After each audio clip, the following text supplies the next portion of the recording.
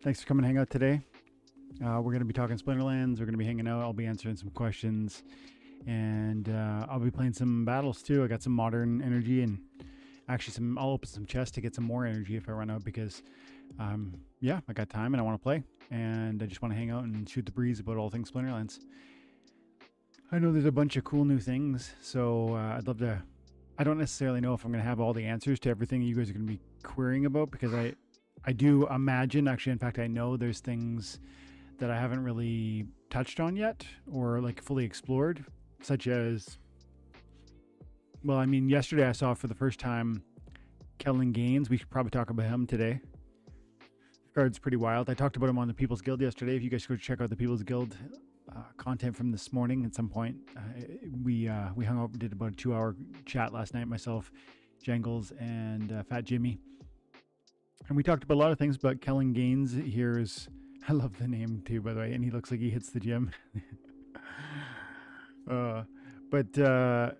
Yeah, this one looks quite powerful to me, and I know that there's some counters, and I know that that fits into a place with the dragon where the splint with the summoner is not maybe the most recent summoner, legendary summoner is not particularly impressive with Nidhogger, and then also even with a Kane, who is maybe, underwhelming.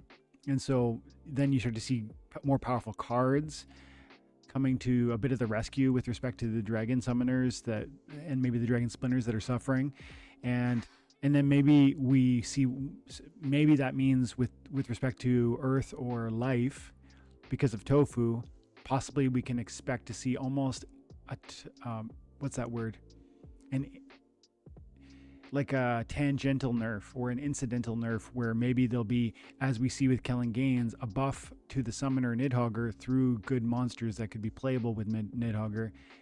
Maybe there's a nerf to tofu with respect to monsters that are coming soon that are playing on the earth or the life team. Or maybe it's not that the new ones are less powerful with the earth life team. Maybe it's that there are fewer really just superstars that are going to come, or at least superstars that synergize in different ways than, for instance, through melee or through things that tofu would do well. This is a way that Splinterlands edits their game and sort of curates the experience and maybe chisels away at some of the edges and the corners, because people will have complaints about this or about that. But if we chisel away at some of those maybe frustrations, that's a pathway to more of a balance. Angela, good to see you. Great to see you too. I love that picture, by the way. That's an amazing smile. I love that. My wife's name is Angela. Yeah, so I think this is an interesting card, and I do think it's probably speaks to something. It was Jangles. It was Jangles yesterday that kind of said he thought that was a bit of an answer, because it's dragon, because it's got phase, because it's got the backfire, because it's already got 6 speed, and then you put it alongside a Nidhogger that can drop 2 extra speed on this thing. You start to recognize that there's a synergy possible, and that's a nerf. That's a buff through association. And it's interesting too because Nidhogger does, let's pull it up. So Nidhogger with the +2 speed and the execute. That's a execute in conjunction with double strike, eh? So I know 1 silence, 2 silences is not that hard to achieve, and you really start to pull away some of this power. And you might say, well, who cares if you're throwing 2s, because I got 1 silence on my team, and you're doing it twice, and I've got a void in the snipe protection position or a taunt position. You can really take the wind out of the sails for Kellen Gaines. Yeah, totally. This card is not perfect. It's not broken in the sense of game changing, but it's pointing to, I think, the designer's intent to strike balance to the best possible ability, to see that different summoners offer utility in their own situation and circumstance, because nothing is perfect in every scenario. Nothing.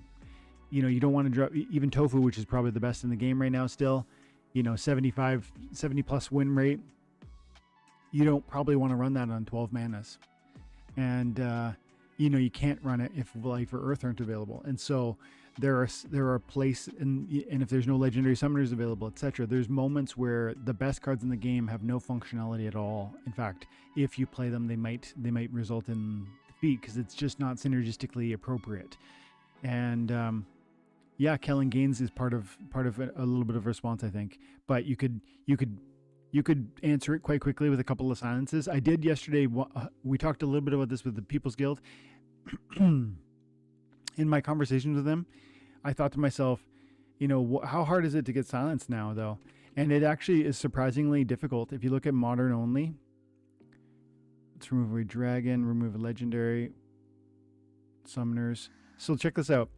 These are your silence monsters in the game right now. So, you know, magic monsters are quite powerful.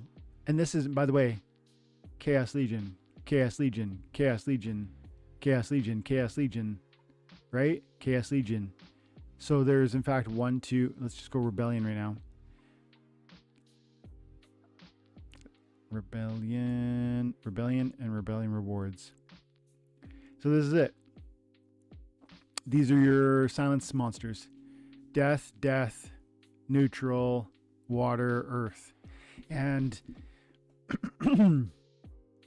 you know, not all these are not all going to fit in every situation. Nalara within the 9 mana. Neutral is quite nice, so you could bring in like whichever team you're using. Theoretically, with dragon or with death, you could do 3. You go 1, 2, 3, or with dragon you go 1, 2, 3. That's a lot of silences. But everyone else, fire, life. Who else are we forgetting? Water only has the 1. Dragon has none, but dragon can use whatever. So, you know, this is not a strong silence, not a strong group of silence monsters. And we know that Chaos Legion is moving out of the modern, and then that means where are some of these answers going to come from? If a card like, if we want to understand the full impact of a card like Gains, then we have to think through its counters and how often and available they will be, particularly as the game evolves in the modern context. And I do think this card, when I take in all that, I think this card's an A. This card's a strong A. Maybe it's even like, it might be S tier. Like where is its limitation? Its limitation is that it's counterable. You could bring it down, you know, to 1 pretty easy with a void and then not feel it. Sure, if you knew I'm using it. And I think any card is like that almost. If you know I'm using it, you can counter it. So I think it's a strong card. I'm pretty excited by that one. Oh, I keep going there. Let's close that one up. Boom, there it is. Okay, and then we'll come back over here. Paul, thanks for popping by, bud. Hope you're doing well.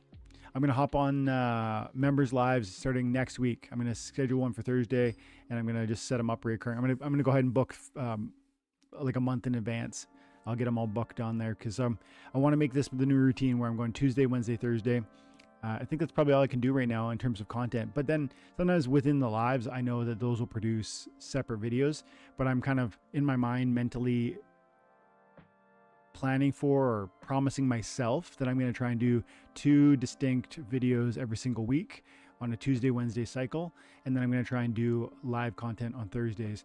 Today, I wanted to pop on to do a public because I wanted to, I guess, to make as many people know that I'm still doing it. But yeah, next week I'll be hopping on members only, and I'll do my members only every week moving forward, guys.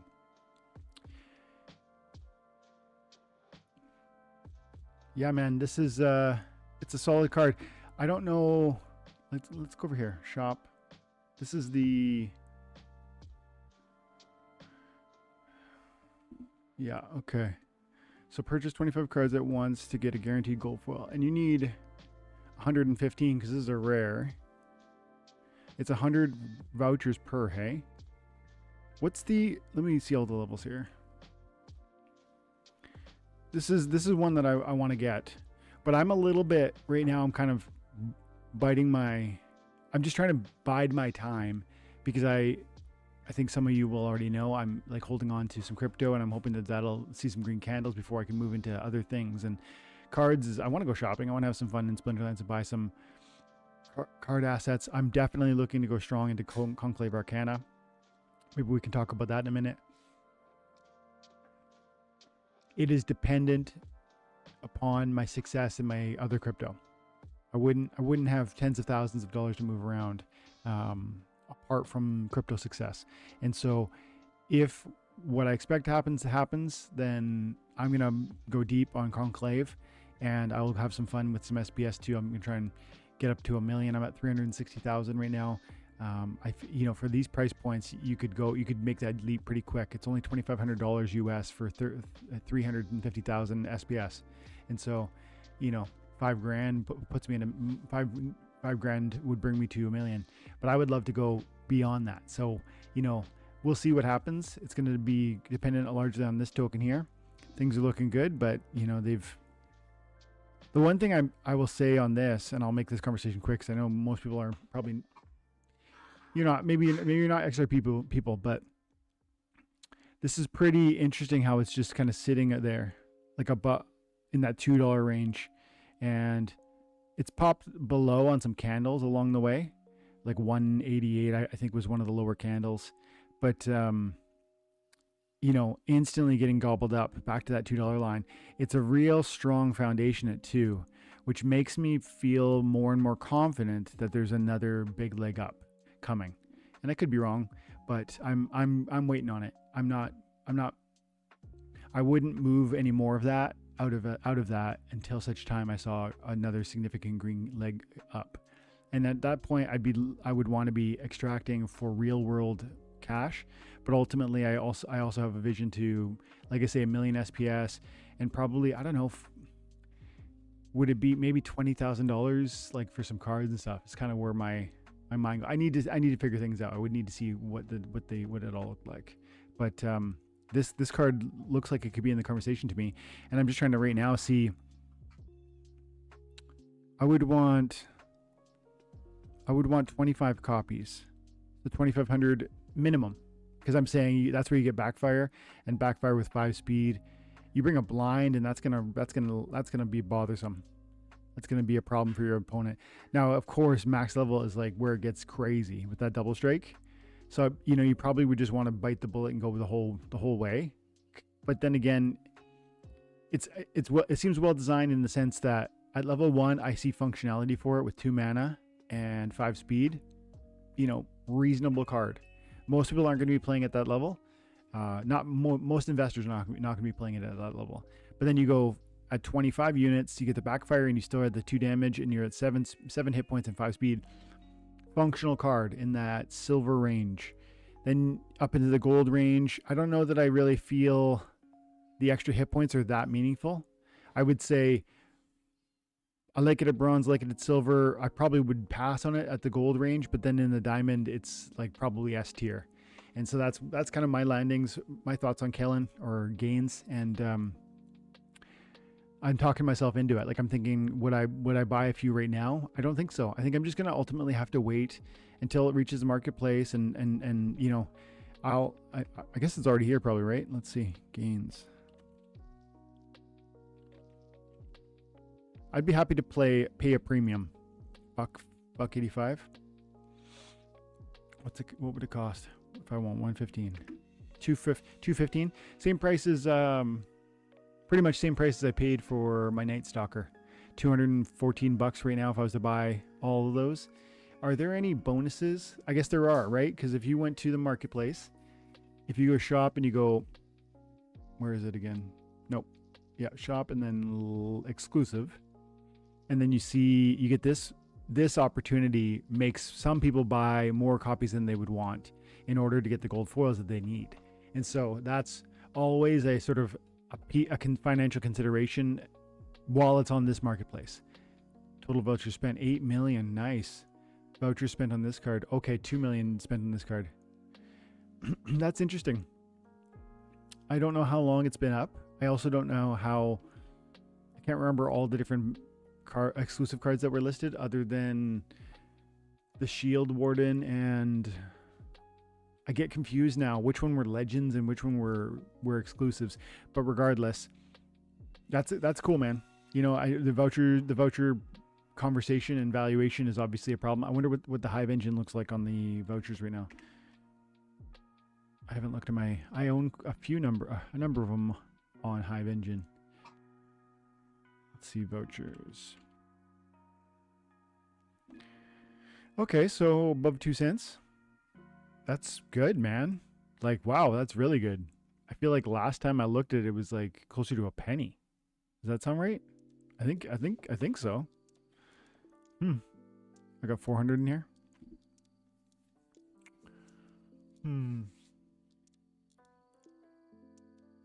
Yeah, I guess I wouldn't buy any unless I was going to get that guaranteed gold foil. Not from this unit, not from this store. I would just go buy whatever I wanted from the marketplace and spend the 200. Okay. So yeah, that's gains. I think it's a strong card. I think it points us to what Splinterlands understands about the evolution of the meta. They recognize that when a card, a summoner in particular, maybe like Nidhogg comes out and people do not love it, there's ways in which we improve its functionality without touching its specific abilities, its mana cost. It's right. The suggestion was that we remove the force reduction. The suggestion was that I forget what else, we lower the mana cost. And Splinterlands says no. And I think the community said no even, right? It was pretty close as I recall, but the community said no.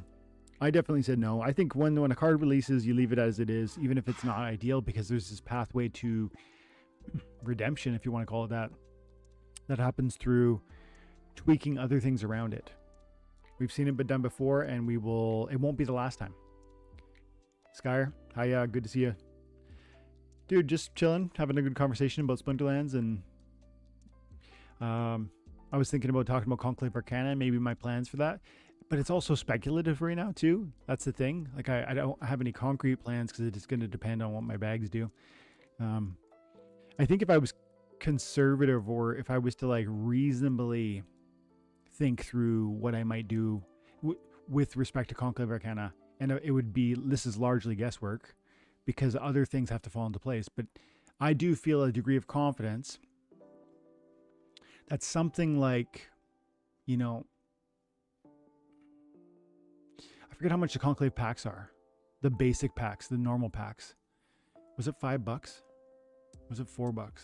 I remember the starter, or not the starter, the cheaper one was $5, and you got essentially 5 packs in it. You got 25 cards in it, which are common or rare.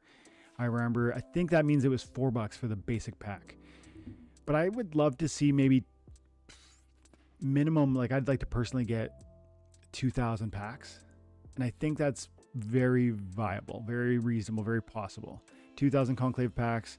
And I don't know what sort of buy energy is going to be out there for this one, and what it would take to become a leader and design an Infidel card. But I certainly, that is on my mind. Like I'm genuinely, and if crypto went just in the right way, I would probably take a stab at that. But that's a bit more dreamy. The first piece feels more concrete. Like probably I'm looking at 2,000 Conclave packs, a strong entrance into Conclave. Probably not like, that's not crazy, but it's a strong buy. And then also at the same time pulling up from 300,000 to 1 million, maybe even 2 on my SPS. Again, depending on the timing around what my first tokens do and then how SPS moves. Because I would expect, and I would love to hear what you guys think about this, but some of you have been around. Gathering, good to see you, Paul. You've been around. If we get up to generally speaking, in every last bull market, we've seen Bitcoin lead, we've seen major altcoins follow, and then we've seen sort of lower cap market cap coins have their heyday sort of toward the end of a bull.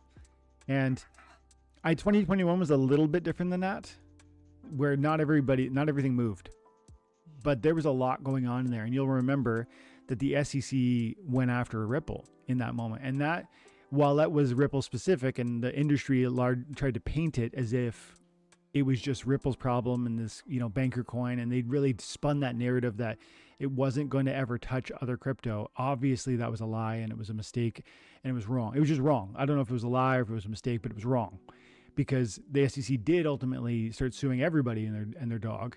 And only under the recent administrations has some of that come to an end. And so the reason that that's relevant is because I wonder in 2021, looking back in hindsight, like why was that market one where not all the coins went? It could be a lot of reasons, but I'm speculating. I am hypothesizing that negative sort of attention and energy, although it was largely fixed on that one company and that one project, I think investors are smart. Many investors are smarter than that, and they know that was the tip of the iceberg at that moment, which we later saw. And so maybe with the SEC being in the more, well, they said they're no longer going to appeal the Ripple case. That's one thing. They've approved ETFs. There's lots of different regulatory changes and new thoughts. Even the Bitcoin reserve, which was, I know, like in some ways it was a non-issue, or it was a nothing burger, because ultimately it was just like a retaining of the old Bitcoin that they already had. It wasn't a new acquisition. And the strategic quote-unquote reserve, like all this stuff, it turned out to be a nothing burger. But I think it speaks to a different sentiment and approach to crypto, to regulation, to this space. And I think ultimately that's different than 2021. And so brings me back to my first point. Isn't it probable, historically speaking, and within the context I just painted for you, that this would be a season where we would see Bitcoin finish, and I think it's kind of toward its end, it is my opinion. And then we see things like Ethereum, probably one more major leg up, leading the altcoin way. And then a sort of a diversification of the market, where some of the top alts would have their play, and then some of the more smaller micro caps. That's my theory. And it could be wrong, but I continue to lean on it until it's proven wrong. And whether it is proven wrong and I end up missing some things because that's my plan, that's my expectation, and I'm just mistaken, that's possible. And yet you have to make your best conclusions, right? You have to draw your conclusions, your assumptions. You have to make your plans. You can't just react in a moment. I want to pre-plan, pre-think, arrange, prepare, or get things set up, and if it happens, I will succeed, and if it doesn't, I'll wait. That's the thing. It's like, if I'm wrong about this, some of the timing or about what might transpire, it's not the end of the conversation for me. It's probably a prolongation of the conversation for me. Because why? Because I wouldn't just suddenly liquidate everything for the purpose of at whatever they gave me, taking maybe less profit. Ultimately I would just sit on things and wait and see where that leads. Oh, this is a fun match from yesterday. Yeah, I'm really enjoying playing Modern still, like a lot. And I'm, this card's so good. Commander Slay's so good with the armor. 7, anything that comes out the gate with 7 armor is just crazy. And then you bring Resurrects to just bring that back. And if there's weak magic, that card's nuts. I'm going to play some battles in a few minutes, but I want to put a pin a little bit in the Conclave conversation and see if there's anything you guys have to say about that. What are you thinking about Conclave? Are you going to go deep on it? What do you think about the number 2,000 packs? What is it going to take, do you imagine, financially, to be in that upper echelon on the leaderboard? I think 20,000 might be the number, 20 to 50 even. Like, that's kind of what I'm thinking for those top leaderboard summoners. That would be a lot of packs. That would be in the neighborhood of like 10,000 to 20,000, 10,000 to 15,000 packs. But I personally want to get probably 2. And, like I said, some of these other questions and some of these balls landing in different places could change that conversation into a bigger number, but time will tell. I'd love to see what you guys think on that and what your plans are with respect to that. Good day to you too. Darth, the original Darth Squirrel. I love that image. I still think of Riscal Drath as Darth Squirrel, by the way. Paul says you can probably do it by buying 4 blocks of 25. Yeah. 4 blocks of 25 on the gains, right? Skyer, there were only 2, the Warden and the Ufka. Oh yeah, the Ufka. See, I knew I was forgetting one though. I knew it. I knew I was forgetting at least one. Warden was, I still use Warden, but Warden was a bit of a dud in the sense of, and we talked about this before, but every time I see the Warden, I think the same thing. It was a bit of a dud in respect to its function, its deep reliance or functionality. It's so, its capacity is meaningful, but it's front loaded. You don't need the level 10. You were happy with like a level 3 or 4 because it doesn't even have reach. And so I don't care if its melee goes up because that's irrelevant from the second position where I want it, so that it gives shield to my front line tank. So its main song and dance is applying shield to the main tank. It has no reach, so I don't care if it has higher melee damage. I don't care if it has higher hit points. It literally applies a shield. I don't care if it dies after that. You know, the only thing, if it to just have redesigned it, give it reach, that would have, the melee would have mattered, and I would have wanted to go deeper into that unit. Give it redemption at higher levels where, again, I don't really care if it dies, but if it's doing damage on the way out, that's always cool. Give it martyr at the highest level. Suddenly people want to go deep on these things. And I think to cross-reference Warden with the gains card, you know, this one, as I already pointed out, is I like it throughout its build. Bronze, silver, and diamond. Not so much at the gold level. And then Warden was just different in that respect. And then Ufka, let's quickly look at that one too, to round out this conversation with respect to those voucher specific purchases. I want to look at Warden. So there he is. Quickly, I already said it, but look, like shield ward, radar turn 1. It doesn't need to stay alive for that shield ward to continue applying after this thing dies. So when I play it, I'm playing it almost exclusively to apply that shield in a crucial place, on a taunt monster maybe, to just prolong my success, my victory, especially in conjunction with fire, which allows me to work alongside Coral Lurker. And so, you know, that's it. I don't, you know, these are kind of cool. The extra melee is interesting. Piercing would, I guess, be helpful, but it wasn't synergistic. So Warden was in my mind, a dud, outside of its early levels. The card art's amazing though. And then Uvga, I was looking at this card the other day and thinking, like, should I buy this one? It does look pretty solid. How do I spell that? It's a legendary, right? And it's a non-attacking. Do that. Boom. There it is. Ulfka the Bladed. Art, again, really sick. Love it. The untrainable, I was trying to remember this. I don't think it was untrainable on initial release. I think that was a later edition. And I think if I'm right about that, well, regardless of whether I'm right or wrong about that, the untrainable is a crucial feature. This thing is amazing apart from that, right? This is its one Achilles heel, or it's not even an Achilles heel, it's just a limitation, because it's still awesome with the amount of hit points and resiliency and the rebirth. And there's such synergy here, right? It's got poison burst, so when it dies, it's going to harm its enemies. It's got rebirth, so it does it more than once. It's got armor and hit points, and they're both reasonably high. And why is that important? Because the rebirth, it means it's going to spark with new armor. If the only way that this could be kind of more synergistic would be to like apply like a void armor on it, or to, you know, to make it trainable, because then it would be, but then you're, for 4 mana, I think it's already Banana's card. So I was looking at this one the other day and I was thinking, I would like it. This seems reasonable to me. I think this, pretty sure this costs a lot more than $23 a unit on the via voucher purchase price, if I recall correctly. I want to say 50 per BCX. It's a card I'm interested in. There's a lot of cards I'm interested in.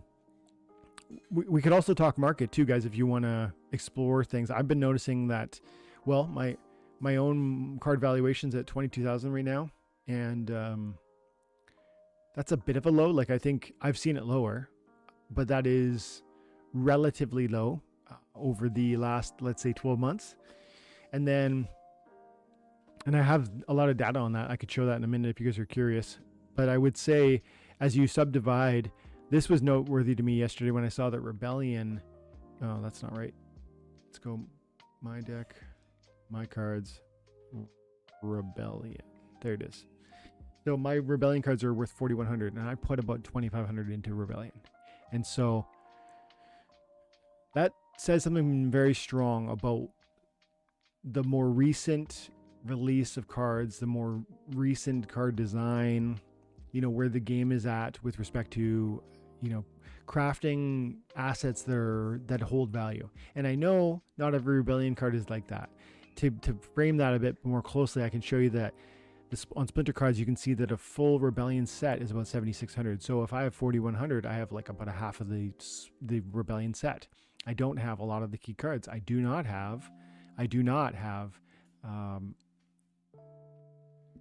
Tofu. What else? Let's look at the legendaries. On the legendaries, I don't have Tofu. I don't have a cryptic. I have a level 2 cryptic, but I'm trying to actively sell it because this price point seems crazy to me.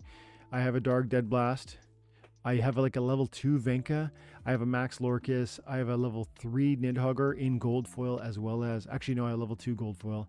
And then I have a level 3 reg foil. I have a Max Elias Pruitt, Max Drath. I do not have a Max Rage, and I would like one. Niche, but I great card too. Arcane, I have a Max 1, Rune Seer, Sevilla Max, Berlin Dallin Max. I do not have a Max Brune. I do not have a Max Nalara. Kias Golem, yes. Rush Townsend, yes. Kai, level 3. Commander Goff, no. Demise, maybe level 4. And I want to say on these ones, yes, no, yes. So it's probably half-half on the legendaries. And if I went through with the rares and the epics, I think you might find the same thing. I know some of the crucial ones, like I don't have a Moxiel Rebel. I don't have an Avina the Wolf. So some crucial cards from this set that are probably the most expensive cards from this set that have probably appreciated the most from this set that would buoy my Rebellion profitability even more, I don't have. So that tells me something about the depth and the valuations around Rebellion being able to be persistent. It's not just 5 cards or 10. It's probably more than half the cards in this set have held their desirability and either held their values or appreciated. Now, some of them, sure, some of them have kind of fallen. And I think some of them are undervalued. I'd continue to say that. If you go even look at the summoners, I've talked about this before, but let's just finish this conversation before we move to more conclave or I check more chat. These guys continue to be really affordable. And, there's other things that are more affordable, like Dolfor. These double Splinter summoners are about $120 each. I checked yesterday for Dolfar, Brewmaster, Prunda, and I think pretty much all of them in that 100 to 140 range. Now you're getting one summoner that affects 2 splinters, and it has the intrinsic ability of bringing 2 summoners together, 2 different splinters together, which is powerful. It's meaningful. They're good summoners. I like them a lot. I have Brewmaster and I have Dolfor, and I think I maybe have, mediocre levels of the other ones. But the point I'd like to make is these summoners are crucial because we're going to lose all the Chaos Legion. Those are the cheap ones a lot of people are relying on, especially now with survival mode, right? You want success in there. You want the big SPS payouts. You need lots of summoners. How are you going to get those? Probably Chaos Legion. But Chaos Legion, well, with respect to survival, Chaos Legion will continue to persist and be available to you. But in Modern League, at least, where you're going to get 50% more SPS payouts, those aren't going to be available to you unless you're going to be having high-level summoners, and you got to have the modern. And so, it's these guys or Conclave. And I think, of course, Conclave is going to be a big piece of the puzzle.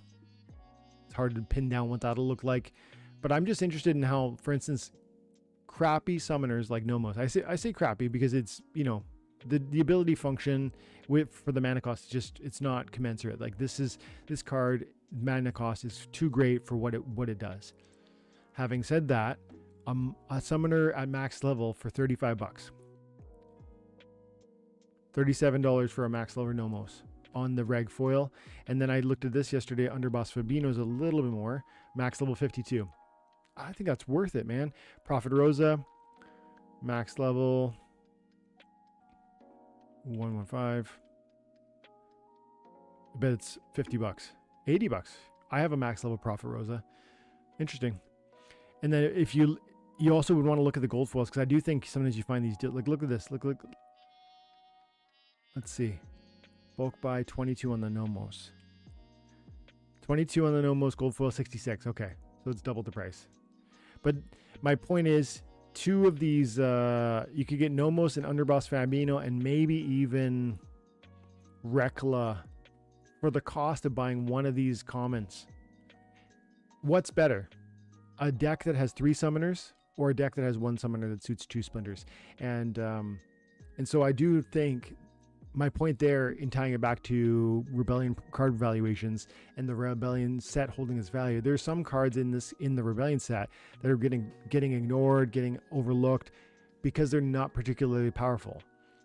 And that's wise to a point. It's wise in the sense that if you have the budget to buy whatever you want, then you probably shouldn't focus on cards like Nomos. But most of you don't have money to buy whatever you want. And therefore, you need to make some compromises. Is that compromise going to be within the context of, I'm going to buy a lesser quality summoner that leaves me money on the table to buy other cards for that splinter? That's the game within the game, and we all need to navigate that. That's the fun part. That's one of the most fun parts about Splinterlands, actually. Gathering, good to see you, bud.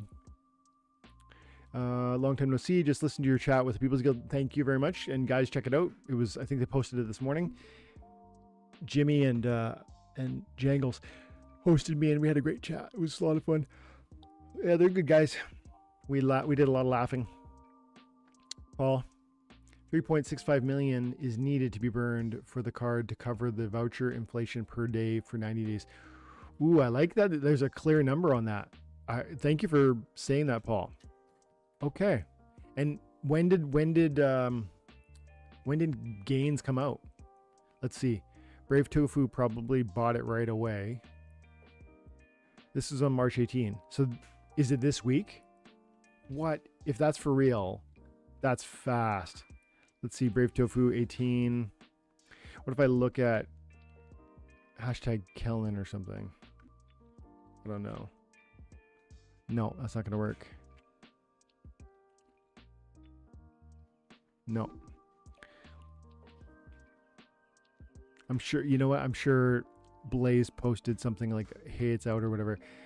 Buns, bags, and caps. If you know me, you know I rarely ever buy a card in Splinterlands. I always go for packs over single cards. I felt it was time I bought myself something nice for once. Good for you, pal.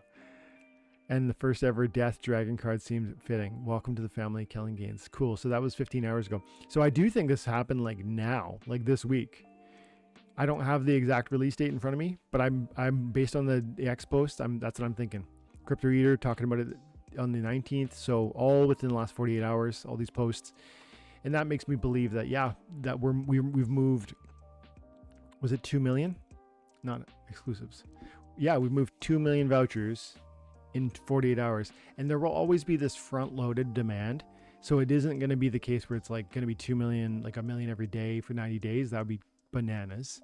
But it is really cool to see that we're more than halfway past the mark that was it Paul was saying we have to reach. 3.65 is needed to be burned for the card to cover the voucher inflation. And I'll say one more thing on that. Voucher inflation doesn't technically need to be quote unquote covered by card burn or voucher burn, right?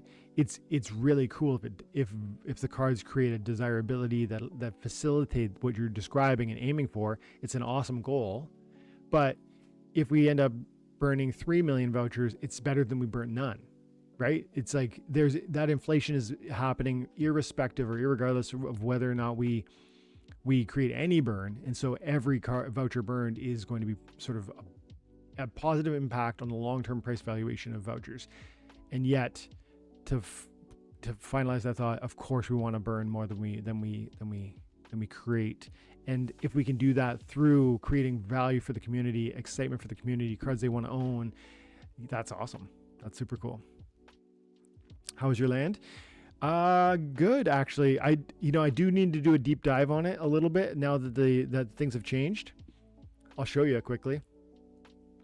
I need to sit with it because I don't fully understand what I'm dealing with now. Like I know iron, stone, wood, SPS, research, grain, and You can see I've got productivity in my grain as well as research, SPS, wood. I have zero production for stone, and I have good production.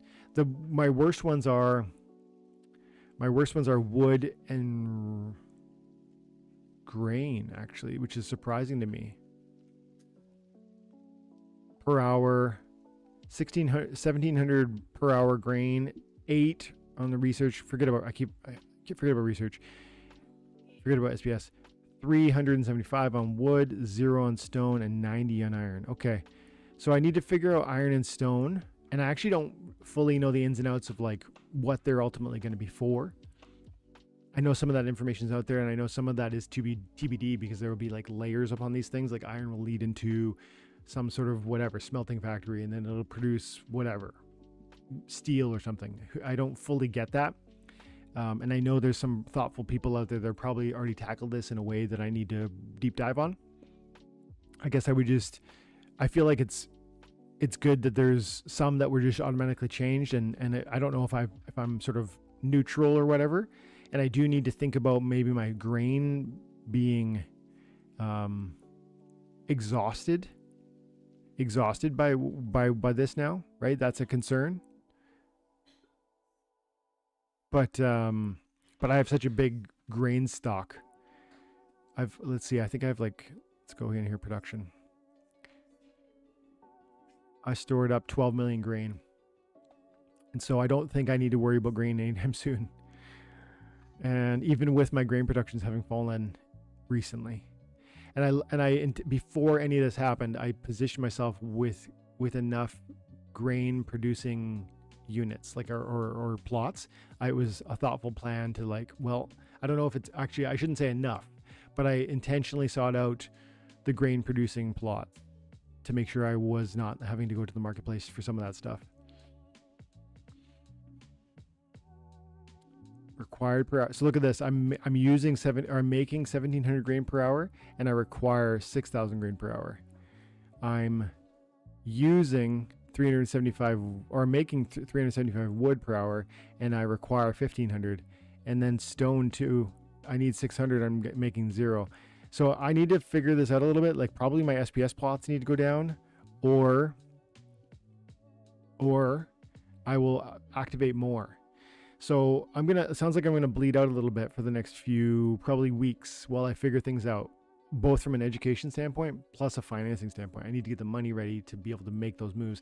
But I'm not done with land by any stretch. Like, not only do I want to touch on this and figure this out and go, tidy that up so that this is dialed in, I want to grow this. Like I think I have 37 plots. I don't want to count them here, and I don't see them numbered. I forget how to just quickly see that, but I'm pretty sure. Oh, let's go to overview. I'm in region 23, and I have 38 plots.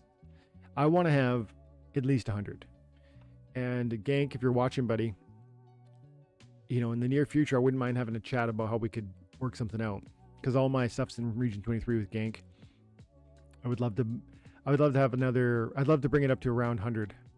In fact, I want more than that, but like baby steps is what where we're at. And so that's where my land's at. It needs some work. I need to dial some things in. I am confident that I will be able to financially make it so that I'm self-sufficient, at least mostly self-sufficient. I know this is just the beginning, right? There's going to be more resources to come. But yeah, that's where we're at with land.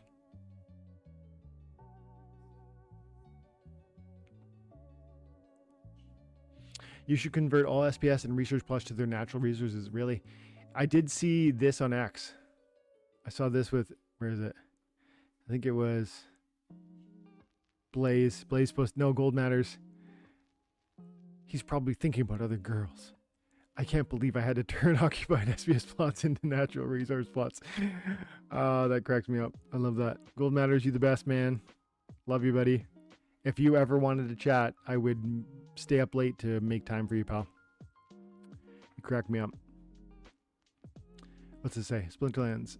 Elves get all the glory, but what about the other races? Which would you love to collect, especially if they formed an epic alliance? The energy in Pretoria is shifting. No one is ready for what's coming.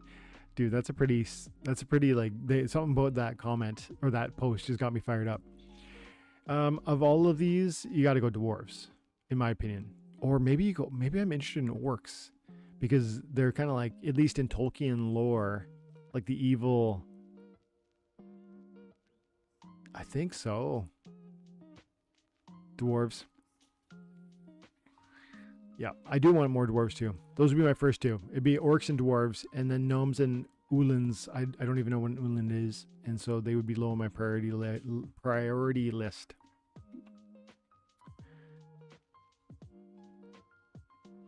Gathering says 4,000 DEC per pack. You want all the packs you can get. Yeah, I would say so. Almost all of my plots are going natural resources, converting all to DEC. Almost all my plots are going natural resources. Yeah, converting all to DEC. You've been doing that for a long time. So then are you paying to sustain yourself? Like, are you, I bet the answer is that you're selling everything you don't need. You made yourself sustainable and now you're selling everything you don't need. That's what I bet you're saying. Gathering went on to say, Conclave will sell out of regular packs. People will go crazy for them. I think you're probably right. Especially if SPS was, for instance, to go from like 0.6 of a penny to 5 cents, because there's a lot of us who have a lot of SPS who would probably move some of those funds around to have some fun within Conclave. Yeah, I want to talk more about that. Like what I forget how many, because did they say 10 million packs is like theoretically possible? Is that what they did again with Conclave? I think so. And of course, the same burn mechanic that we saw with Rebellion, which ultimately would mean, it could mean, you know, we end up getting like 3 million sold or something like that, not 10 million. But I think Gathering's comment holds some water in my mind because of the unique financial moment we're in. Because I do think SPS is going to go for a ride, because I do think, you know, look at the metrics, guys. Like I was looking at these yesterday with People's Guild, and you can see it over there in our conversation. But if you just come into Explore on Peak Monsters and you look at the dashboard, and you look at different things, like for instance, number of accounts playing in the last month, it's been around that 4,000 mark, and that's low. But if we understand that 4,000 is the daily active players, and here's where we are with prices, and prices have been doing okay, like I just pointed out earlier with respect to Rebellion in particular, you start to think, well, how many people would it take to start to rapidly increase, whether it's rental card prices or sale prices? It's not many. It might be 500 actual players that are in this. I think it's very feasible that we get 5,000 or 10,000 or, you know, thousands more players. I really think that's possible. Do you think that's possible? If it's possible, then I think you are necessarily formulating an argument that the valuations in the cards easily soar and that packs move wildly, etc. And that's pretty interesting. Like, this is a low bar to step over. That's point number one with respect to the metrics. Then you look at the number of where is it? Signups in the last month. There have been 72 spellbook purchases in the last month. I looked at all the data, 6 months, 3 months, 14 days and 7 days, and you can do it yourself. I talked about it in the People's Guild, but I think there's a trend you can see, is particularly as you look at 6 months. From 6 months ago to 3 months ago, in that window, there was 200 people signed up with bought spellbooks. In the last 3 months, it's actually, like in the last 90 days, it's actually 270. So that's like that's a 35% uptake.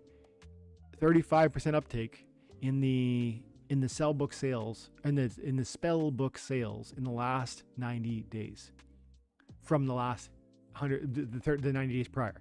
I hope that makes sense. Those are two little metrics that I think point to people are already getting excited, and I think obviously Conclave Arcana is going to draw eyeballs and attention, and I do think things like promos and pre-sales and you know, and then survival mode seems to be really being, I haven't even tried it yet, but I was talking with Jamie and he was saying like 1,000 SPS. Some people are posting they get 1,000 SPS per win. That is crazy. And so where does this lead, guys? I mean, again, if it's, do you think we could get 5,000 new participants that are really playing the game, that are buying assets? I think it's easy. I think it's really easy. Now, maybe I'm wrong, but to me, that seems confident, likely, probable, even probable. And so then I just go SPS, of course, will spike in that. Of course, cards go up. And if SPS spikes, then, cards go up even more. It's this life cycle, because if SPS goes up, people need cards to chase the SPS.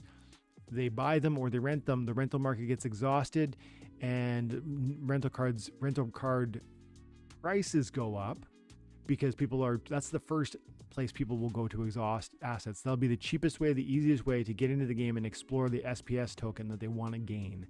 They'll exhaust the rental market. That drives rental market prices higher.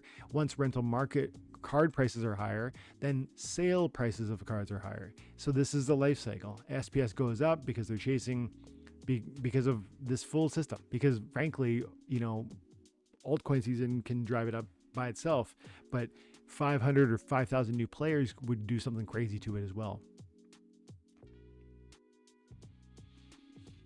So you think Conclave will sell out? 10 million, I think, is what it was, right? That would be, I could see it. I could. Having said that, I don't set that as a benchmark in my mind for what needs to happen for this to be, quote unquote, a success. I think Rebellion was a great success. And I think there will be a time in the near future where we recognize that Chaos was a success. The problem that it currently sits under is, of course, as compared to the prior set and the subsequent set, it was too large. But in the long term, where there's thousands more players in this game, 5,000, 10,000 more people, I think it's just nothing. It means nothing. Let's see here. Conclave. So if people sold out of the regular packs, I would argue that there will be an intense excitement about Splinterlands, because selling out of the regular packs would have all these incidental connections with SPS price points, because there'd be new players, there'd be new participation, there'd be a new attention on things like social media talking about how this crazy set sold out and how Splinterlands is blowing up, and how and especially since bots are plausible within the context of survival mode as well as within the context of wild mode, survival and wild, I think there's space to imagine that certain people who did leave will come back. And I don't know if that's entirely good. We can have that conversation. It's a separate conversation, but it has a positive ramification with respect to price point. And so I think that would do some crazy things to our ecosystem, and it wouldn't stop. That the impact is not limited to Conclave. It would be this broad impact across all Splinterlands assets. And it would actually speak to then starter packs, or whatever they're called, selling too, which I don't know how to think that through fully. Gathering says, we'll get as many as I can afford. Jason, good to see you, bud. Thanks for popping through. Gathering went on to say many Rebellion cards moving up, especially the common summoners. Yeah, when we were talking about this Gathering probably 90 days ago, $80. I think I might have bought some of my common summoners for $60. Let's have a quick look at that. If I go into my cards, summoner, common, Rebellion. It's lagging. Let's hit refresh first. Peak monsters. Oh, here we go.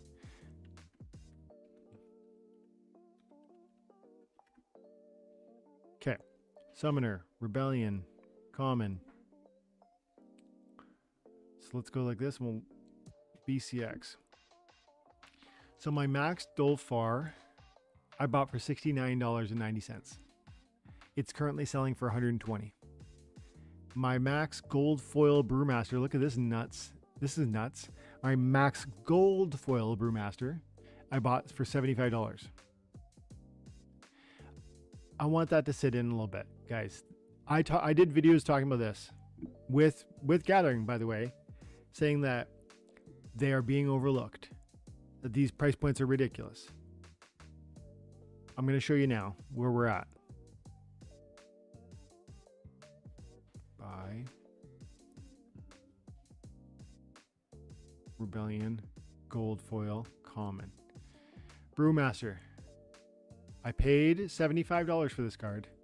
And today, if you wanted to buy another one, first of all, you can't. You can't. It doesn't exist. But if you if you wanted the 27 units that are on the marketplace, the 27, which brings you to level 9, not level 10, you're going to pay $117. I paid $75 for a max copy. So, you know, even to go 4.34 times 38, which again, these are not available.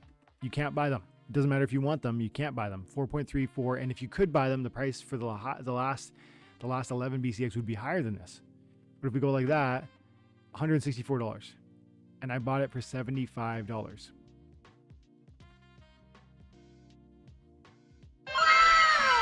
We talked about this before. We saw it coming, myself and Gathering, and maybe many of you did. We talked about it. We said, you know, guys, it doesn't make any sense. The gold foils were cheaper than the regular foils. Cheaper. Or as cheap as. It doesn't make any sense. And they're good summoners.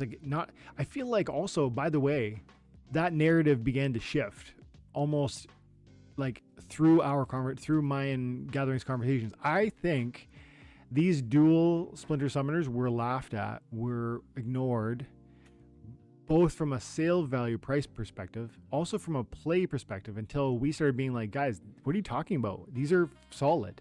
They work in a lot of situations and circumstances. The 3 mana is very viable. The two summoner Splinter opportunity is an ability. Nobody was talking about that stuff.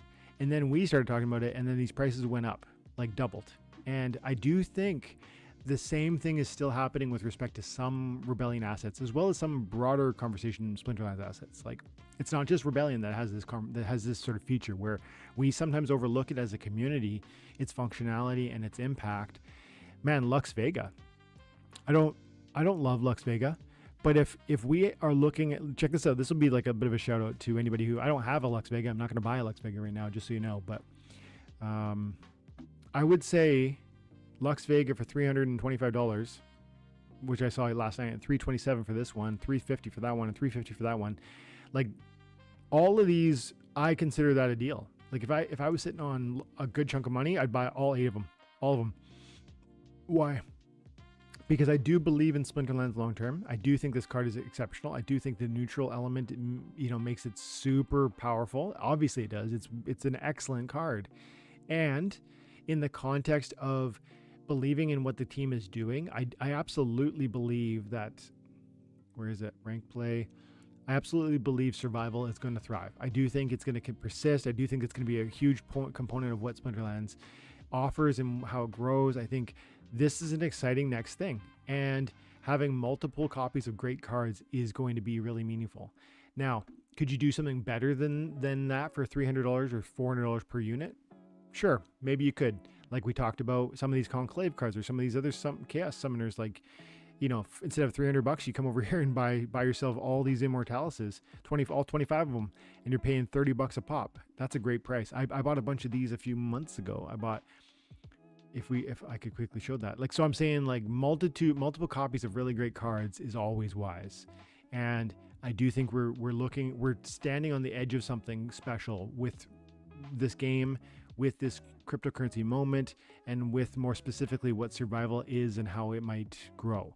I know that there's a bit of a timeline on survival because we have the SPS funding is coming from the team, I think, but this seems like it's a winner. This seems like a real winner, and I can't see how this wouldn't be something that sticks around and continues to grow what Splinterlands is. So that means sort of deep card supplies are wise.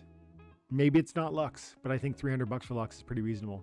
Maybe it's leaning in on these Chaos Legion cards because people are still sleeping on Chaos because they're thinking, 1, there's too many of them, and 2, it's leaving Modern soon.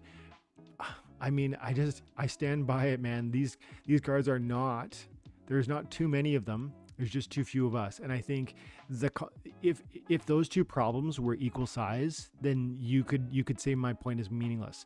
But listen closely. Those two problems are different sizes hugely. Look at it this way. Chaos Legion supply is massive compared to every other set in Splinterlands. That's a really big problem. And a lot of you guys fixate on that big problem. And you say like, this is ruined the game, or, you know, it whatever. There's so much negative sentiment around that. It seems in your mind or in your words, it's a massive problem. Now compare that quote unquote massive problem to the solution, and let's measure how big that is. If there was 500 new people that wanted to buy a deck of cards, to spend a couple $1,000s, you would evaporate the Chaos Legion supply. If there was 10,000 people that were serious about the game, you would there's zero way we keep up. Immortalis is one of the best summoners in the game. There are 25 copies of this card on the marketplace. You know, and I know if once these sold, others would fill in, but the price wouldn't be $2.40 or $6.50 anymore.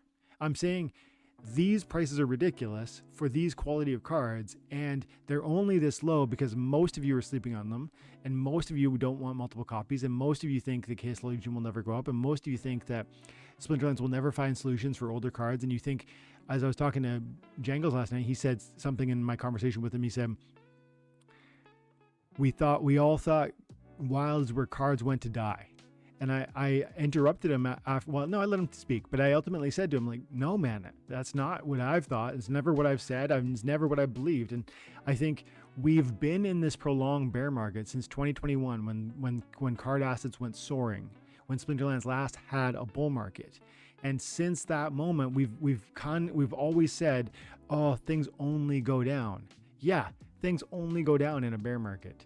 But once you go to the bull market, they no longer go up. And by the way, some of you people who have been saying they only go down out of that sentimental reflection of how they've been going down, you may be the same people that when they start going green, when they start multiplying in value, when they start appreciating wildly, if that happens, you may be the same person who then says it'll never go back down.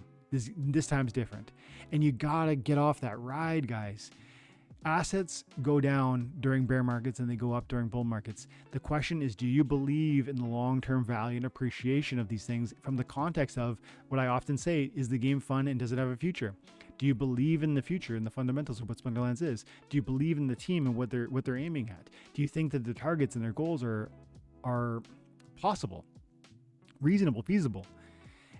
And as I start to shrink down the problem, I'm not even shrinking it. I think I'm accurately reflecting the solution, rather, not the problem. The solution is growing the player base.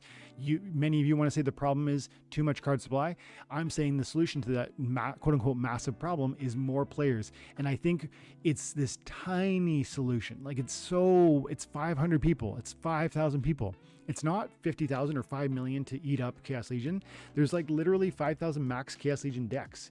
And that information is available too, by the way. You can go in here and go into Chaos Legion. How do I do that again? There's a way that I can verify this. I can't remember how right now, but it's something like 5,000 max Chaos Legion decks are possible.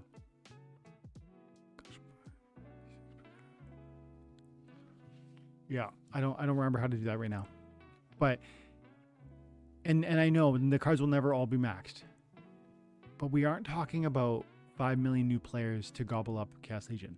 We're probably talking about 100 to 1,000, and I think we could conceivably see thousands of new players, and therefore I'm confident even in Chaos Legion. Fabiano is awesome with Lycerus. Or the epic reward card. Lycerus is that rhino that has thorns. I can't quite picture the play you're describing. I know Fabiano is the poison summoner, but let me look at that. Rebellion, summoners, not. And then we go Fabino. He's got the poison in the melee, so you're probably imagining poison, because that's Lycerus is a poison, a melee. Yeah, so you probably are dropping a melee on him to give him the buff, and you play at a lower league level, so I would imagine 4 damage with thorns would be pretty serious for a main tank with armor. I can see that. And then from the reward cards. Which one are you thinking about?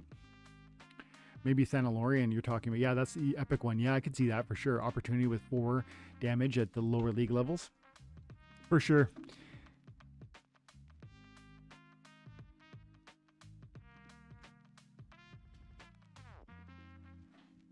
Mystic Force, thank you, 12 man. I'm liking the land. Progress is happening. Yeah, slowly and surely.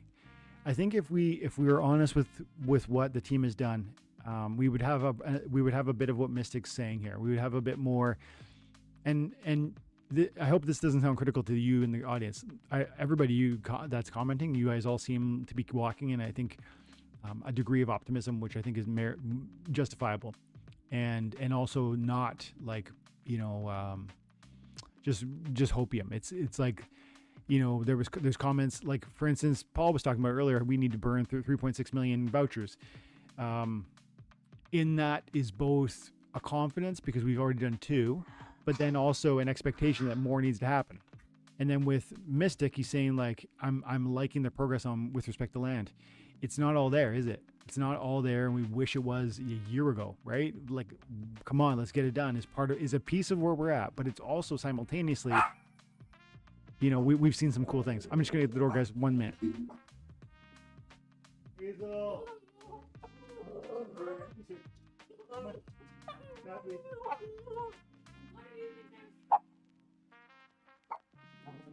you? Mila. Hi, Mila. Mila. Yes, there you go. Hi. How are you? Good. How are you? I'm good, thanks. Just my daughter Hazel's stepping out with her auntie today, guys. So I'm gonna try and grab a few more comments, and then I'm gonna wrap. My dog is like feverishly very excited to see Auntie, who she loves very much. But yeah, it's like some progress is happening, and we don't get everything we want, but we've seen some gain, haven't we? And that's the right direction. Came out on Tuesday. Thank you, Paul. Mountain iron producing plots jumped from 14 to 20. Let's go. This is it, man. Like, people who recognize what's coming and take action steps see opportunities. Gathering, we saw it with respect to those common summoners. Some people saw it with respect to the iron producing plot. You know, there's ways to see these waves coming, and you position yourself in a way where you get above it, and others get run over by it. That's the fun of wishing, you know. What's up? No. She's at the gym, guys. And then Gathering said you're going to have to change some of your SPF plots to natural. I will look into that later today. Slowly but surely. Yeah. Paul said 5 million regular, 1 million gold, 500,000 legendary, unlimited starter. 5 million regular.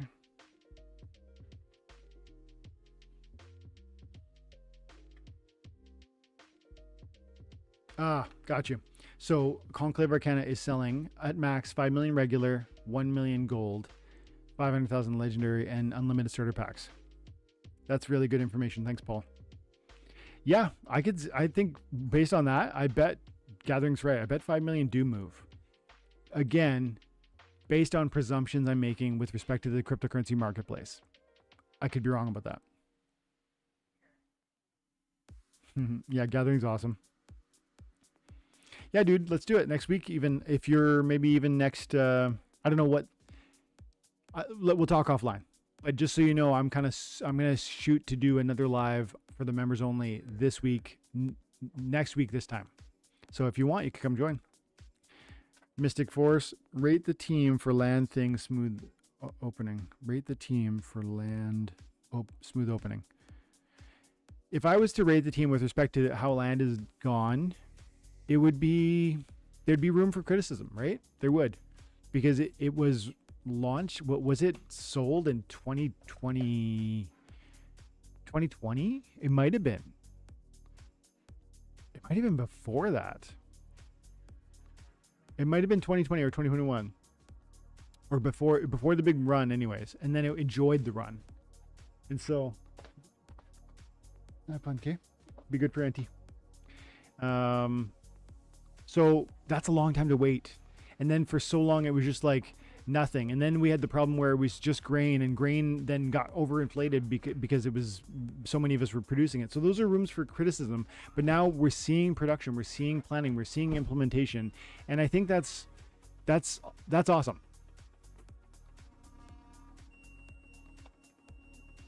Ank, good to see you, pal. Yeah, dude. Thanks for the word. And yeah, guys, if you enjoy the content, if you're still loving Splinterlands, let me know. It's good to see the views. It's good to see you guys hanging out. And I'm actually gonna maybe head out and go for a run now that I see it's already 11:15 and my kiddo's gone.